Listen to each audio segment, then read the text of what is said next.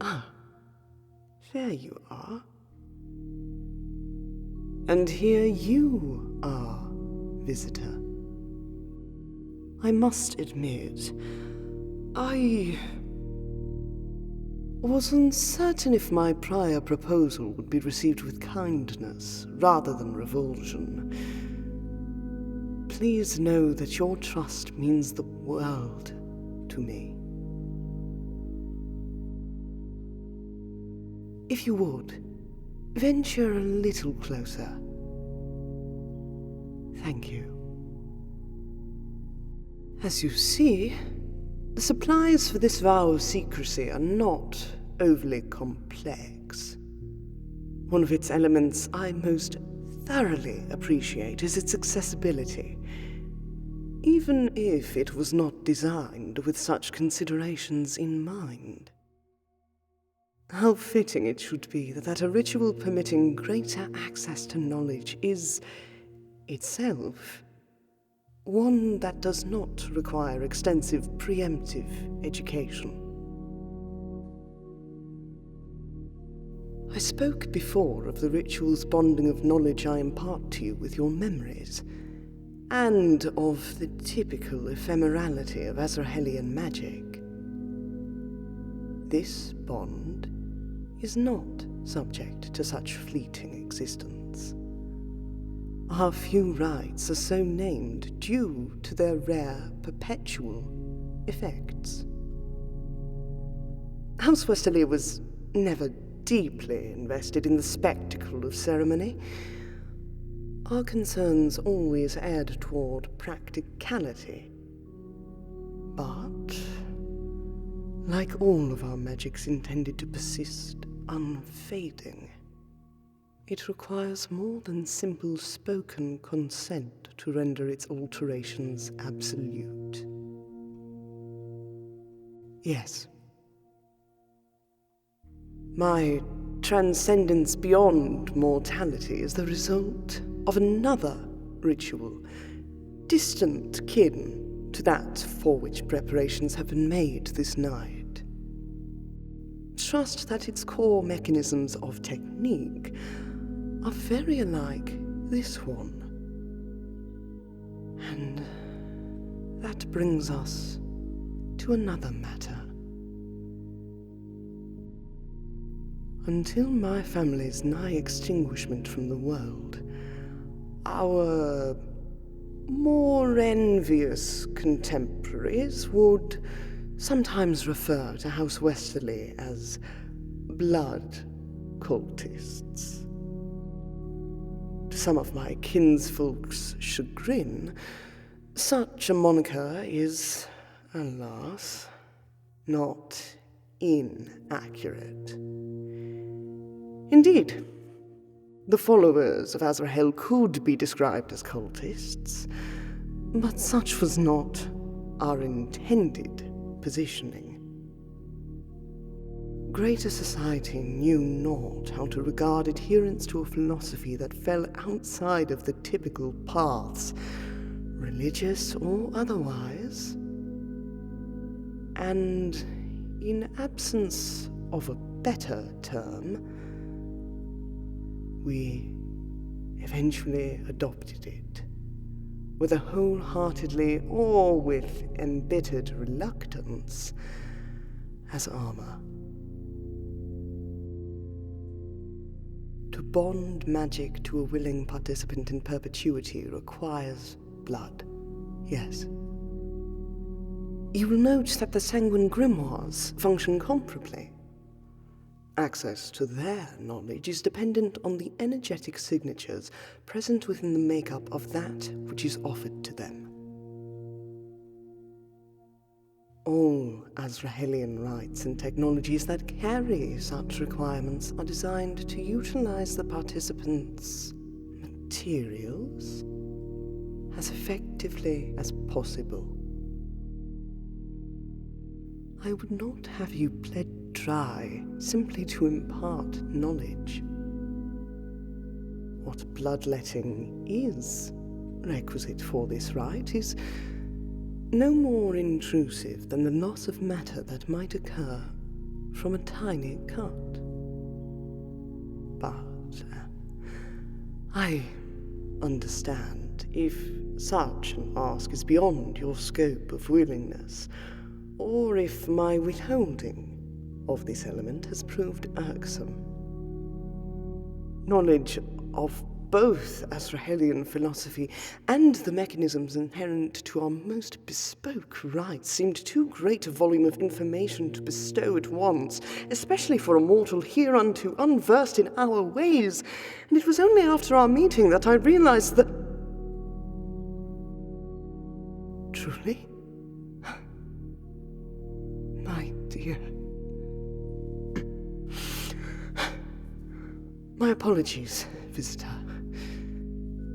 I have not met a mortal with your curiosity and kindness in a very long time. Please, sit alongside me. I shall not take any action until this ritual has been explained in full. The first phase of the memory bond is simple energetic acclamation. We shall both open our minds and release as much physical tension as can be managed. Our shared goal within this phase is to align our resting states as closely as possible whilst making no physical contact. Such will allow the synchronization of my magical channels with your nerve impulses without resistance or pain. After this link has been established, you will likely feel a sense of dizziness. Beyond this point, it is of utmost importance that you remain seated, not for the sake of the ritual, but so that you do not lose consciousness in the event that you fall to the floor. Mental relaxation will feel counterintuitive to attempt whilst your body is disorientated, but know that you are in no danger. At this point, I will take the scalpel here and lightly cut into the edge of your palm. The sample will be placed within this vial, and your hand will be bandaged. The bonding of your memories through our mental link, using this material as its amplifier and conduit to tangibility, may well cause your heart to quicken. My focus must remain fixed upon the finalization of our rite. I do not wish for the magics to harm you, but your own agency remains paramount. All I ask of you is to remain seated and relaxed. Take in a slow breath. Release it at your leisure. Open your heart and your mind. There is no danger here, no expectation. Your will is your own, always. The tension in your body need not remain. In this place, in this time, you do not need to guard yourself so fiercely. Let your shoulders fall, your jaw relax. All anxiety or anticipation of pain leave you. Take in a breath, release it as you are wont. I feel the bounds of your energetic signature. I shall not tread beyond them without your consent. All right. keep your mind at ease. Tension need not beset you. Your energy is beautifully vibrant. It flows so smoothly in my mind's eye. If I may join you as a dance partner in this flow of energy. Good. Remain relaxed. I shall do my utmost to restore your sense of physical balance. There. I did not expect your essence to respond so quickly. Most mortals require a longer period of acclimation to reach such openness. The experience of our energies interlinked may feel like a doubling of my voice.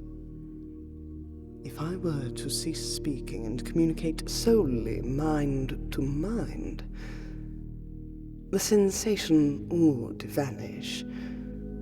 But rest assured that I do not desire to intrude upon your mind space beyond what is absolutely necessary.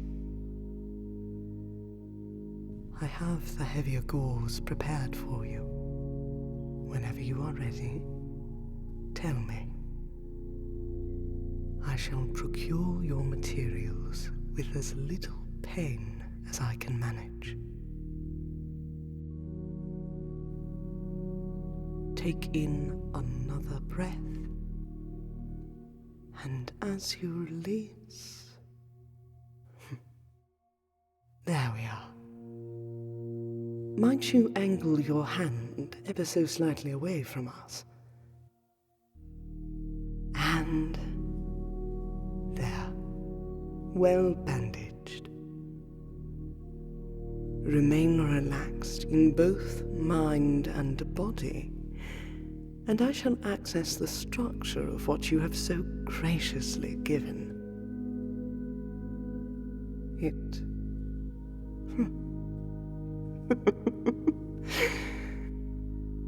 You are not wholly bereft of the potential for magic.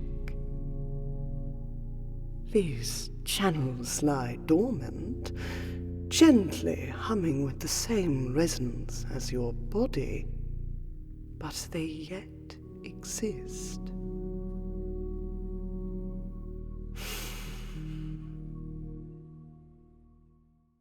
Within this matrix of your gift, I do make manifest the truth.